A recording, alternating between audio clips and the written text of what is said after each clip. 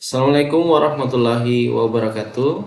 Perkenalkan, nama saya Riki Zulkarnain Gafur dengan NPM 124650198. Pada pertemuan kita yang ke-6 sekarang ini di mata kuliah Project Management, kita akan membahas mengenai Project Time Management.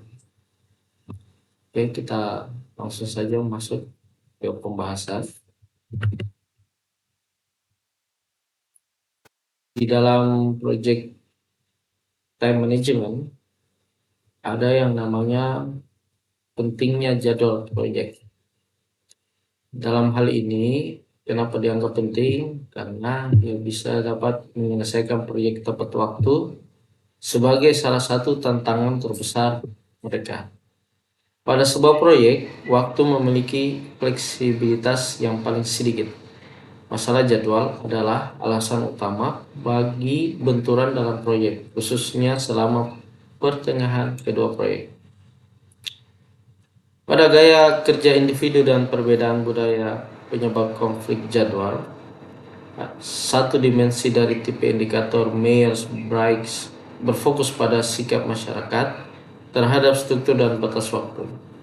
Sebagian orang memilih untuk mengikuti jadwal dan memenuhi tenggat waktu, sementara lainnya tidak. Dan ada juga perbedaan budaya yang mengakibatkan perbedaan sikap tentang jadwal. Misalkan ya, seperti kalau kita berurusan atau kerjasama dengan orang Jepang, mereka kalau tepat waktu dibilang komitmennya jam 7 jam 7. Kalau misalkan seperti wilayah kita ini ya agak molor-molor sedikit ya, misalkan gitu ya.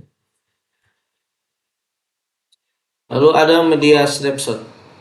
Berbeda dengan Olimpiade musim dingin 2002, perencanaan dan penjadwalan sangat berbeda untuk Olimpiade musim panas 2004 yang diselenggarakan di Athena, Yunani.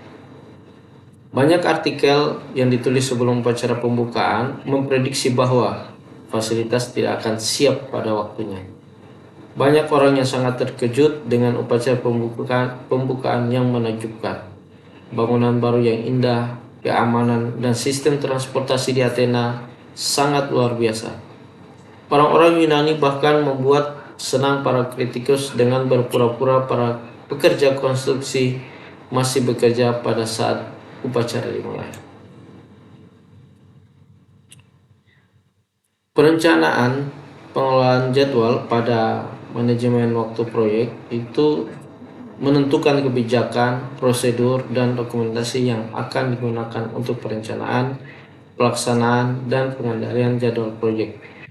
Lalu setelah itu ada kita identifikasi kegiatan. Apa itu? Yaitu kita mengidentifikasi kegiatan khusus bahwa anggota tim proyek dan stakeholder harus melakukan untuk menghasilkan deliverable proyek yang dapat menghasilkan. Lalu ada namanya aktivitas sequencing, yaitu mengidentifikasi dan mendokumentasikan hubungan antara kegiatan proyek. Lalu ada juga estimasi sumber daya, di mana estimasi sumber daya ini yaitu kita memperkirakan berapa banyak sumber daya tim proyek sebaiknya digunakan untuk melakukan kegiatan proyek, memperkirakan jangka waktu kegiatan, lalu membangun jadwal, setelah itu mengontrol jadwal. Nah, ini salah satu contoh ringkasan manajemen waktu proyek. Ada planning, proses output, bahkan prosesnya plan schedule management, outputnya schedule management plan, prosesnya define activities, outputnya activity list, activity attributes, milestone list, project management plan updates. Lalu ada sequence, activities, project schedule, network diagram, project document update. Lalu ada proses estimate, activity resource, dan lain-lain. Sampai dimulai dari planning, lalu ada proses output, lalu ada monitoring, controlling, lalu terakhir project finish. Planning schedule management. Tim proyek menggunakan pertimbangan ahli, teknis analis, dan rapat untuk mengembangkan rencana pengelolaan jadwal. Sebuah rencana pengelolaan jadwal meliputi pertama, pengembangan model jadwal proyek, lalu kedua, metodologi penjadwalan, yang ketiga, tingkat akurasi dan satuan ukuran, yang keempat, ambang batas kendali, yang kelima, aturan pengukuran kinerja, yang keenam, format pelaporan, yang ketujuh, deskripsi proses. Kita mulai dari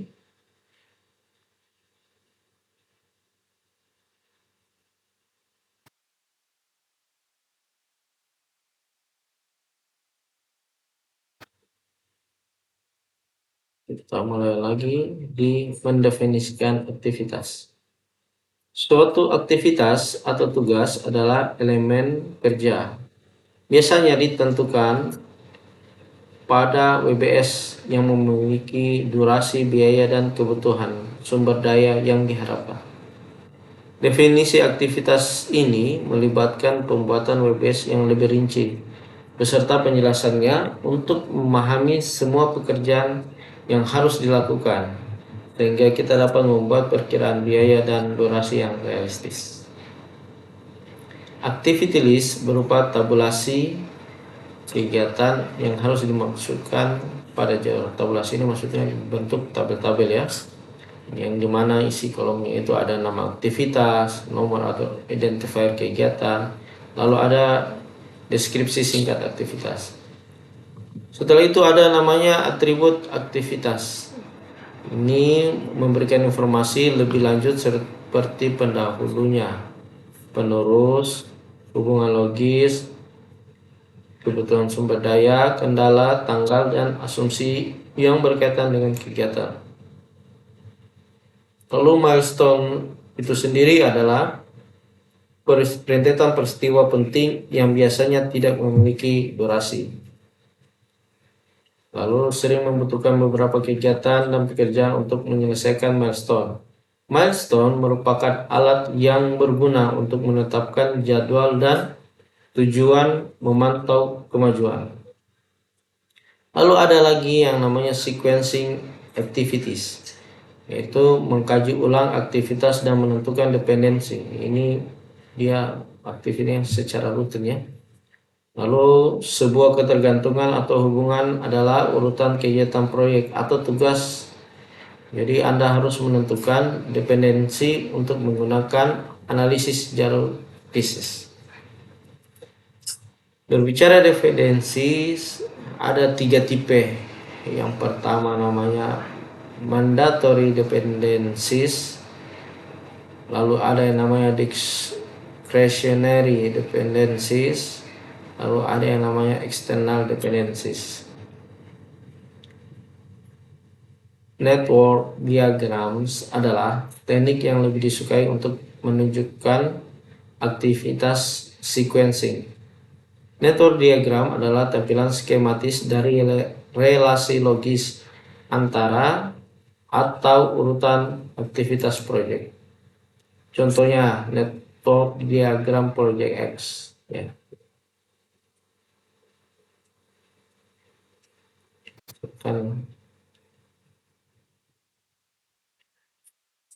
Lalu ada juga namanya metodenya menggunakan row diagramming method atau seringkali disebut AOA.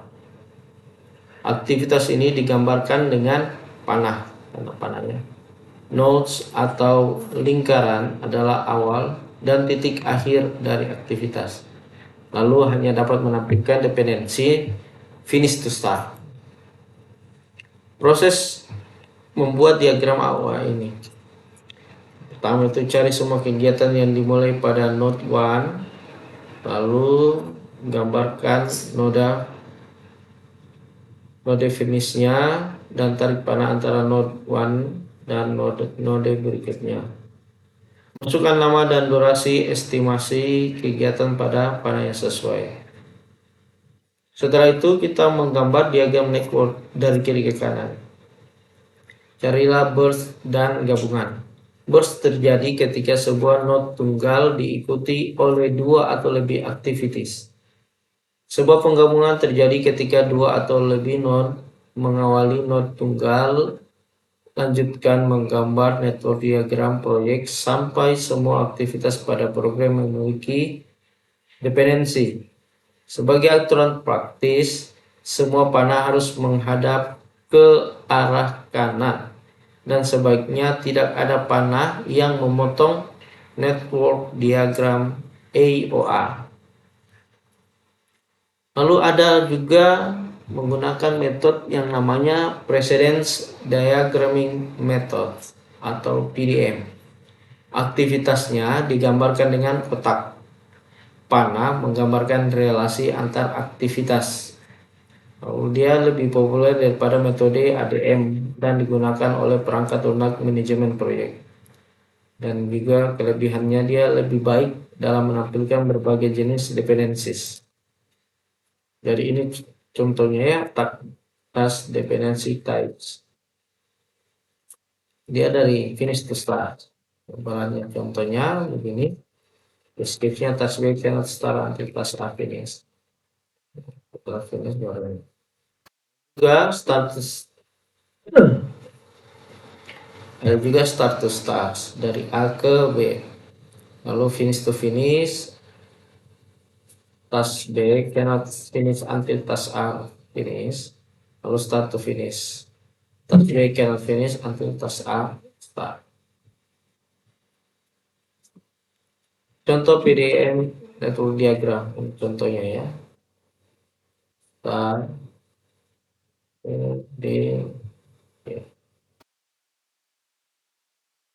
Kita masuk ke estimasi resource kegiatan.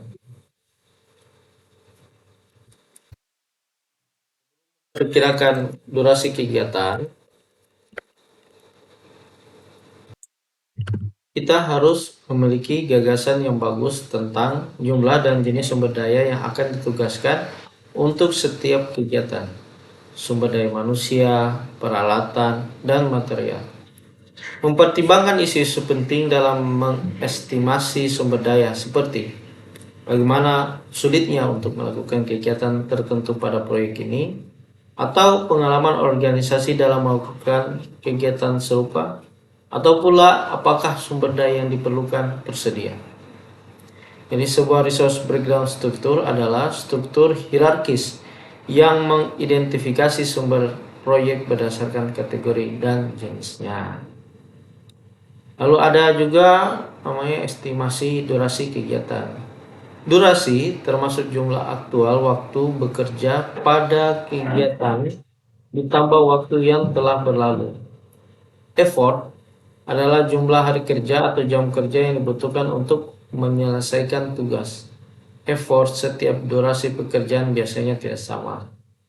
Orang yang melakukan pekerjaan harus membantu membuat estimasi, dan seorang ahli harus mengkajinya. Lalu ada juga namanya estimasi 3 point. Estimasinya mencakup kemungkinan besar dan perkiraan pesimis serta perkiraan optimis, serta 3 minggu optimis, 4 minggu untuk yang paling mungkin, dan 5 minggu untuk estimasi pesimis. 3 point estimate ini diperlukan untuk dan simulasi Monte Carlo.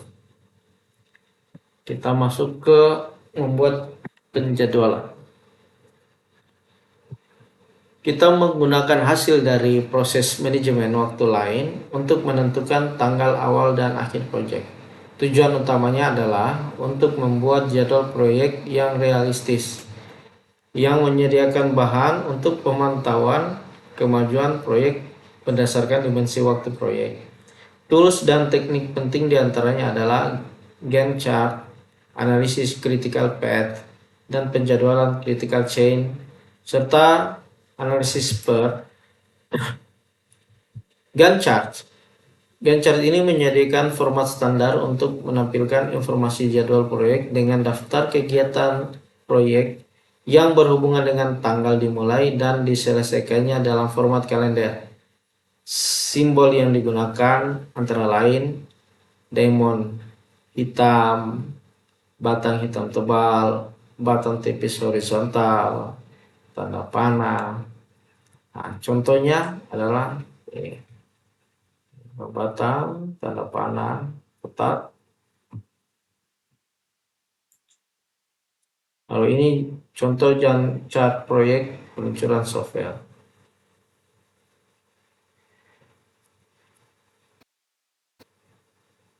Ada milestone, ada hierarchy indentation, dan summary teksnya ini pekerjaan.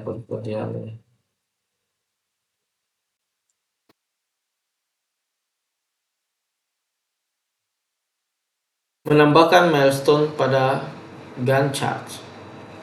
Banyak orang ingin fokus pada pencapaian milestone, terutama untuk proyek-proyek besar. Milestones menekankan peristiwa penting atau prestasi pada proyek secara normal. Membuat milestone dengan cara memasukkan task berdurasi 0, atau kita dapat menandai setiap task sebagai tongkat. Nah, ini kita bisa menggunakan smart criteria.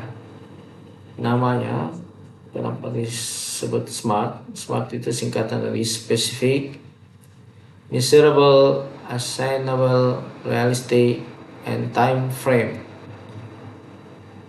Nah, ini contohnya tracking Gantt chart.